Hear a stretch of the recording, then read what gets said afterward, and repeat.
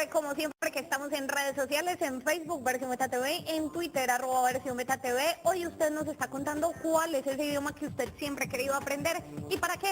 En Facebook, David dice japonés para ver anime sin subtítulos. Héctor dice inglés para tener más oportunidades laborales. Sander dice mamerto o pendejo para entender a algunas personas. Tefa dice francés, italiano, me parece un idioma muy exótico. Fabián dice alemán por su diversidad industrial en dichos países. Y Camilo dice italiano para seducir chicas. Ahí vamos a estar para que usted se conecte con nosotros mientras les presento a nuestro invitado de hoy. Él viene de la Universidad de Antioquia, donde está precisamente uno de los centros de idiomas más importantes de la ciudad y donde uno, ay Dios, se me cerró esto, Dios mío, en fin, les voy a traer al invitado. Mientras tanto, aquí tenemos a Jairo, ay, yo soy mala para los nombres, Jaime, viste, yo estaba cerquita. Hola Jaime, ¿cómo vas? Bienvenido a Versión Beta, siéntate. Gracias. ¿Cómo han estado? Excelente, súper Qué bueno. bien. Hablemos Muy un bien. poquito primero, Jaime, de ese centro de idiomas de la Universidad de Antioquia. Así es. Bueno, yo vengo de la Agencia de Traducción de la Universidad de Antioquia. Es una división del Centro de Extensión de la Escuela de Idiomas, ¿cierto? Sí. Allá básicamente ofrecemos servicios. El Centro de Extensión de cursos de idiomas, inglés, francés, alemán, portugués, en fin, para niños, para jóvenes y para profesionales. Y yo soy de la División de Traducción e Interpretación, la Agencia de Traducción. ¿Cómo es eso de ser traductor? Eso es un poco complejo, ¿no? El traductor es el que traduce un texto, traduce una película y pone los subtítulos, el que traduce al lado de un invitado internacional en una conferencia, ¿es más o menos eso? Vamos a definir ahí varias cositas. Hay traductores y hay intérpretes. Los traductores son los que se dedican básicamente a la labor escrita, ¿cierto? O sea, desde una lengua extranjera hacia nuestra lengua materna o desde nuestra lengua materna hacia una lengua extranjera, básicamente. El intérprete es el que hace la misma labor, pero desde la perspectiva oral. Entonces, interpretaciones simultáneas de conferencias, de charlas, reuniones comerciales, intercambios diplomáticos, todo lo que tenga que ver con el idioma hablado es labor del intérprete y lo que tenga que ver con el idioma escrito es la labor del traductor. Bueno, ¿y cuáles son como esos aspectos, digamos, más importantes para uno tener en cuenta a la hora de aprender otro idioma? Bueno, yo creo que para aprender otro idioma hay que tener en cuenta para qué lo quiero aprender. Y creo que va muy conectado con lo que tienen ustedes de tema en Twitter hoy. Es para viajar, para estudiar, para trabajar, por diversión, para dedicarme a escribir, ¿no? Dependiendo de eso, hay que tener en cuenta qué tiempo voy a dedicarle al aprendizaje de mi idioma, ¿sí? Y mirar de pronto, por ejemplo, en el caso de las becas, qué nivel de idioma me exigen para presentarme a la beca. Esos niveles por lo regular los miden pruebas internacionales que ya están estandarizadas y que en Colombia las reconoce la NTC 5580, que es la norma ICONTEC, que nos dice, para alemán vas a presentar este idioma, para italiano vas a presentar este idioma, para inglés este y para francés este. En tu opinión, ¿cuál es el idioma más difícil para aprender? Pues yo diría que de los idiomas más difíciles para aprender, aunque yo no lo hablo, sería el chino, el mandarín, las lenguas orientales, porque básicamente ellos tienen una perspectiva del mundo un poquito diferente, ¿no? Y lo manifiestan desde muchos aspectos, principalmente desde la escritura, ¿no? Ellos no tienen alfabeto como nosotros, sino ideogramas, ¿no? Cada uno de esos ideogramas, dependiendo de cómo se combine, representa una idea o un concepto. Entonces es un poquito complejo, diría yo. Para nosotros los latinos, tal vez francés, italiano, portugués, puede ser un poquito más fácil debido a al origen similar que tienen con español, ¿no? Recordemos que son lo que llamamos las lenguas romances: español, portugués, francés, italiano, rumano, ¿cierto? Todas estas vienen de la derivación que surgió luego de que el Imperio Romano empezase a expandirse por la península ibérica, por España, ¿no? Portugal, Francia.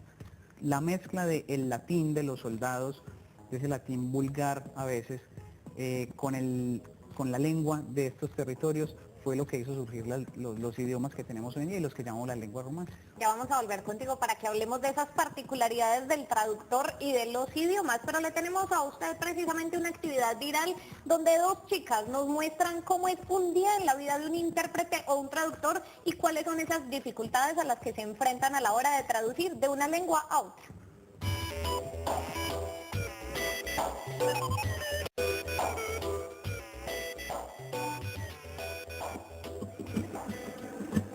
Can I ask you questions, a couple of questions? Sure, go. Do you know what a translator is? An individual capable of taking one language and converting verse or text into another. ¿Sabes lo que es lo que hace una traductora? Ella conoce ambos idiomas y cambia de un idioma a otro. And do you know what an interpreter is? Interpreter, pretty much the same thing, isn't it? ¿Sabes la diferencia que existe entre traductor e intérprete? Yo creo que el intérprete es más amplia, no sabría decirte cuál es la definición exacta. It's very basic. Interpretation is oral and translation is written.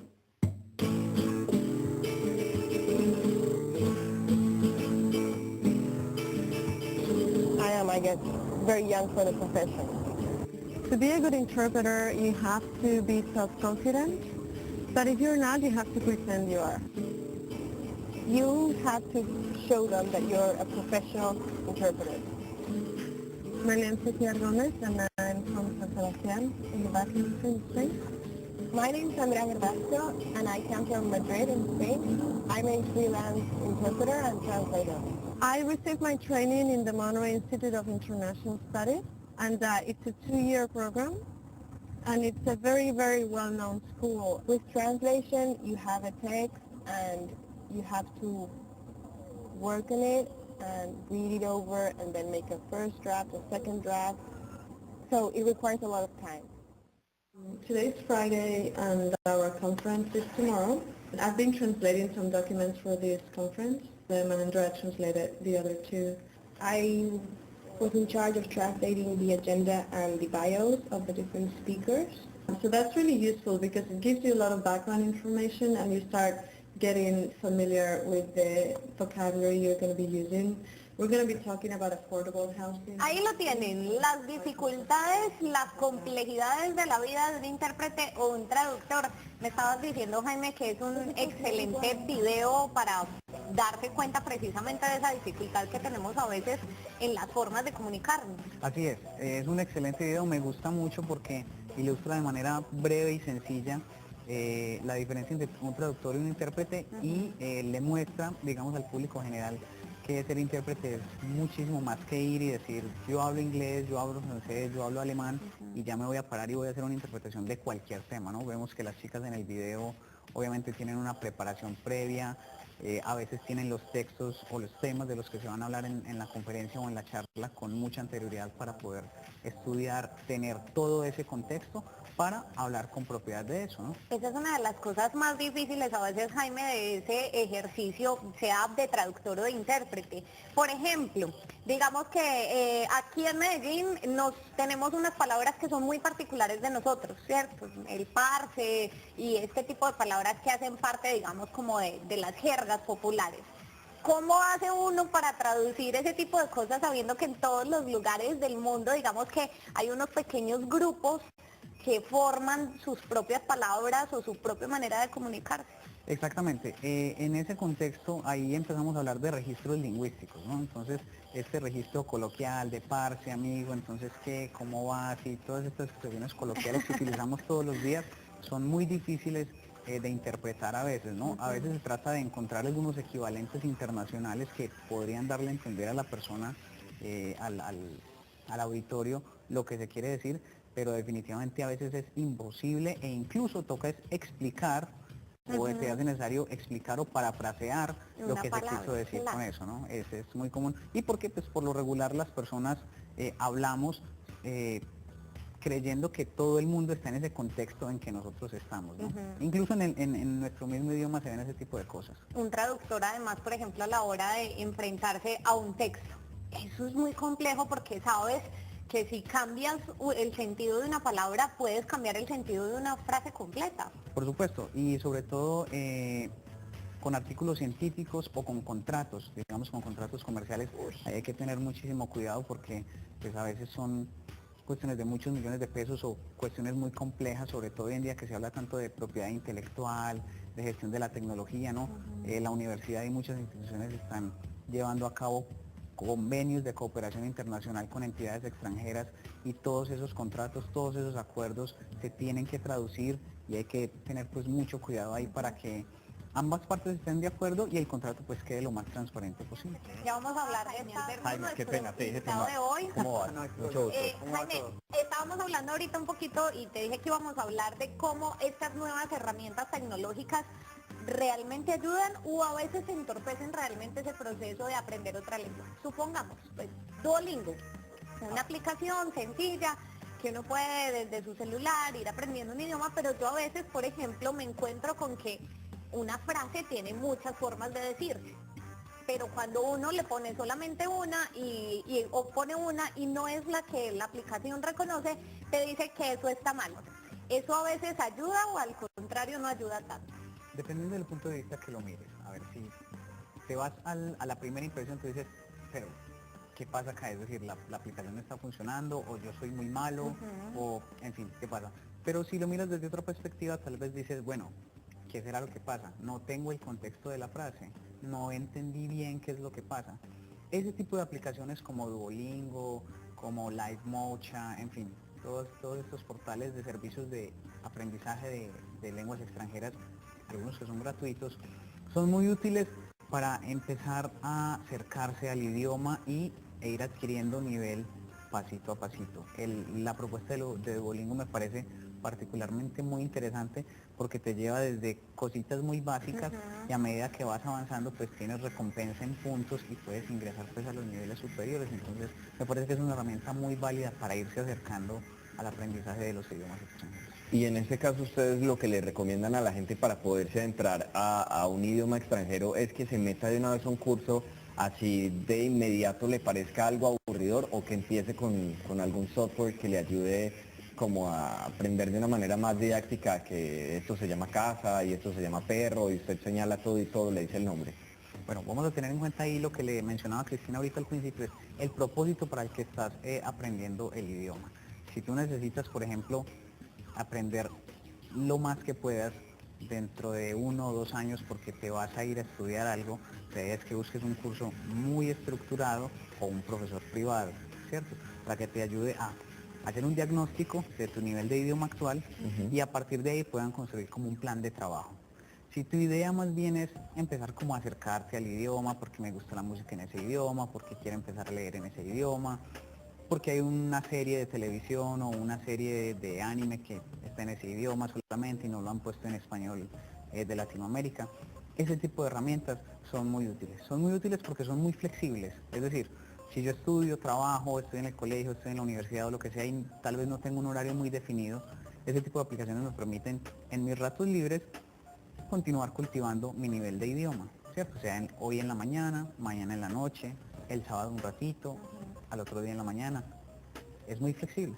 Y eso que dicen, Jaime, que realmente un idioma no se aprende hasta que uno no está en el contexto donde se habla ese idioma, ¿eso es real? O sea, uno necesita viajar para, o por lo menos pues tener un círculo de amigos en los que uno vamos a hacer noche para hablar en inglés o noche para hablar en francés.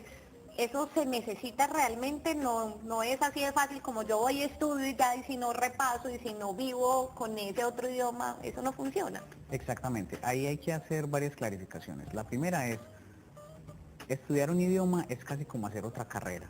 Es decir, si te metes a un curso en alguna institución de la ciudad, en fin, tú vas a clase, digamos, unas 6 horas a la semana, 8 o 10 horas a la semana. El trabajo independiente debe de ser mínimo del doble de ese tiempo, ¿sí?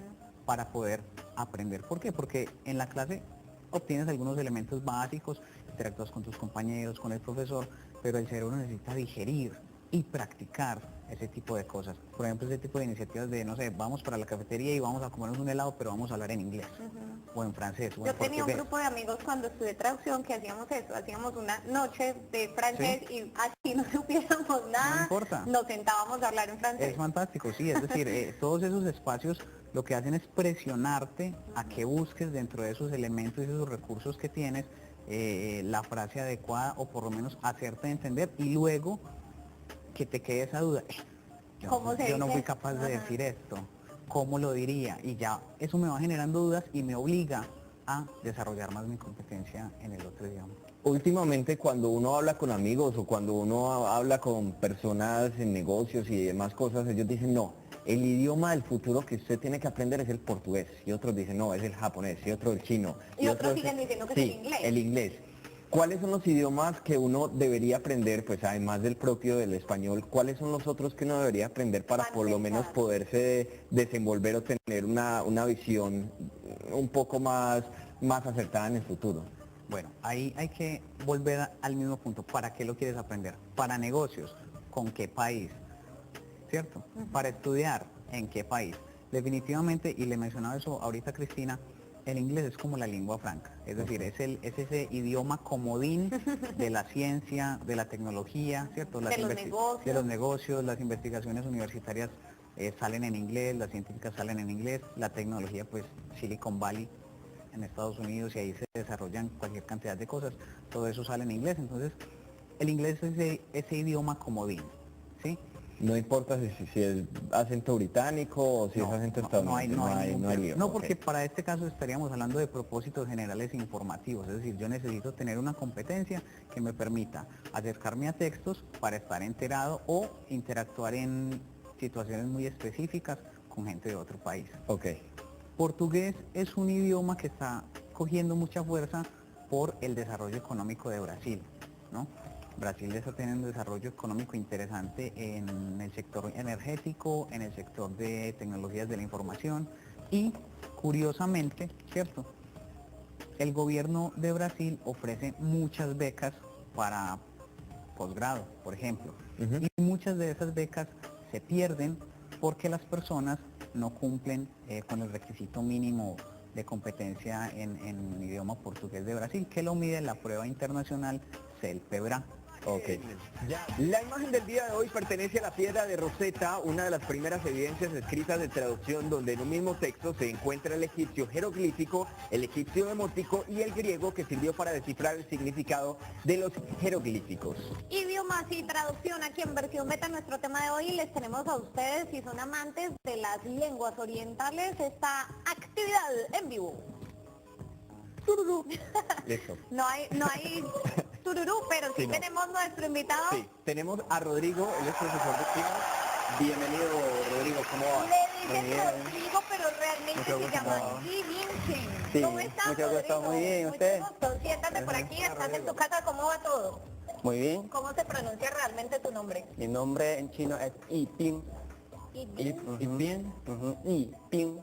¿Y por qué te dicen Rodrigo? Porque antes de entrar a la universidad mi profesora me puso ese nombre. A que encima no tiene nada que ver con mi nombre propio. O sea, llegaste aquí a Solo Colombia y te un dijeron, no, signo. ya hay ping, no, ya es Rodrigo, bienvenido a Colombia. pero Ping significa realmente soldado. Ajá. ¿Qué tan fácil, digamos, es para un chino aprender español? Normalmente al principio mejor con los saludos primero y después con el alfabeto chino y con las vocálicas también las consonánticas. Pero al principio siempre empezamos con los saludos. Ya que ustedes empiezan con los saludos en español, nosotros queremos aprender algo de chino en estos pocos minutos que nos quedan de programa. ¿Podrías enseñarnos los saludos en chino? O sea, los Ok. tenemos acá. Okay. Los tenemos acá y la gente se saluda en este libro también. ¿Cómo se dice hola? Y lo que hacemos en chino es ni hao. Ni hao. Ni hao. Ni significa tú. Hao significa bueno o bien. Pero con los dos juntos significa hola. ¿Y cómo se dice chao o adiós? 再见. Zaijian. En ese idioma no es que pasa que si uno dice las cosas con nasal y sin nasal, una puede ser una grosería y la otra puede ser un elogio o no es este idioma. En el saludo sí es lo mismo, si con la N o sin la N es lo mismo. Pero en algunos casos, si en un contexto, con la N o sin la N, ya es otra cosa. Rodrigo, y tenemos aquí las 29 letras del alfabeto. Aquí hay una complejidad para quienes hablamos español y escribimos español, y es la forma en la que ustedes escriben. ¿Cómo se aprenden, digamos, estos trazos y estas imágenes que tienen un nombre que no recuerdo en este momento? Ideogramas. Para hacer esa traducción, ¿no es un poquito complejo? Sí, al principio para nosotros también son muy complicados esos caracteres. Es que en la escuela primaria normalmente empezamos también por las letras. Primero, bajo cada letra con un carácter chino. Sí.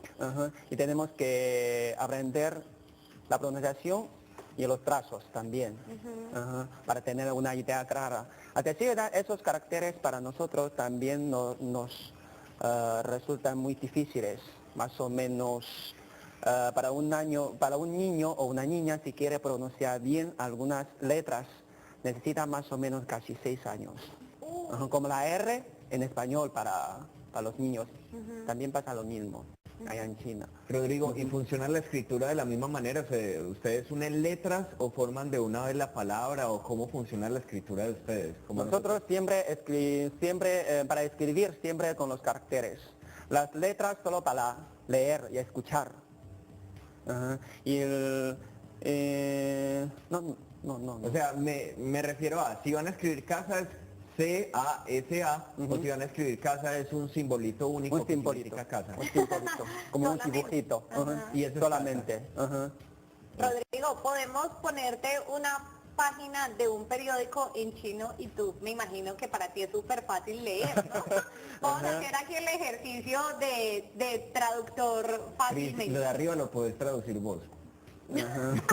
Esta parte no, omitamos esta parte, Rodrigo. La Aquí publicitaria te dice, no. por ejemplo, ¿En chino o en español? en español, por favor. No, primero en chino y luego en español. Pero a decir verdad, aquí hay una palabra que yo no sé cómo se dice en español. Ah, ok. ¡Ay, eso es lo difícil! Ok, con este. Ajá. Dale. ¿Cómo se dice en chino? Eso se dice en chino es 外媒关注中国大规模调集军队救灾. ¡Ay, qué belleza! Y en ¿qué español? traduce? Eso significa que las prensas extranjeras ahora prestan mucha atención al terremoto que sucedió allá en China. En China. ¿Cuál es la palabra que no encuentra fácilmente cómo traducirla al español? Hagamos el ejercicio de tratar, ahorita estábamos hablando, Jaime y yo, de cómo el trabajo precisamente del traductor es ese, trata de explicarnos cuál es la palabra que no sabes cómo traducir. ¿Eso qué significa? ¿En un contexto o...? Sí, por ejemplo, ¿qué dice aquí y más o menos qué es lo que puedes traducirnos y cuál es la palabra que no sabes cómo traducir? Por ejemplo, en este caso, estas dos. Ajá, esas son dos palabras. No, es una palabra. Es una palabra. Ajá. Y más o menos qué significa. Eso significa que, por ejemplo, ¿cómo se dice esa palabra? Es un poquito difícil. Y, por ejemplo, aquí en este mundo, con algunos recursos naturales, por ejemplo, la gasolina. Sí. ¿Cómo se dice? La empresa, por ejemplo, la empresa Sinopec, la empresa más grande de petróleo de China. Sí. Ellos pueden determinar el precio de la gasolina. Nosotros no podemos decir nada. Es alto o bajo el precio. Y por eso no queremos así, sino queremos que otras empresas también pueden evitar el monopolio. Sí. Ah, bueno. ¿Vieron? No es fácil este asunto de traducir y aprender otro idioma definitivamente. Juan, ¿cierto? Muchísimas gracias por haber estado con nosotros en versión beta, por haber acompañado a Cristina en los primeros 37 minutos del programa, por haberle traducido las cosas que yo les iba diciendo y siempre bienvenido aquí a versión beta. Muchísimas gracias a ustedes. Y Rodrigo, Rodrigo. muchas gracias. Muchísimas gracias. ¿Cómo se dice? Adiós. Sai. 再见. Hey, Jane. 600.再见. Así, Así. Nosotros terminamos el programa de hoy en versión beta. En los últimos minutos que yo estuve, a Cristina, gracias por haber estado sola este rato. Nos vemos mañana con más actualidad y No, el tecnología. lunes. Mañana es festivo, Ah, el el viernes, con más actualidad y tecnología aquí en Versión Beta 6 de la tarde, Canal 1. Chau, chau.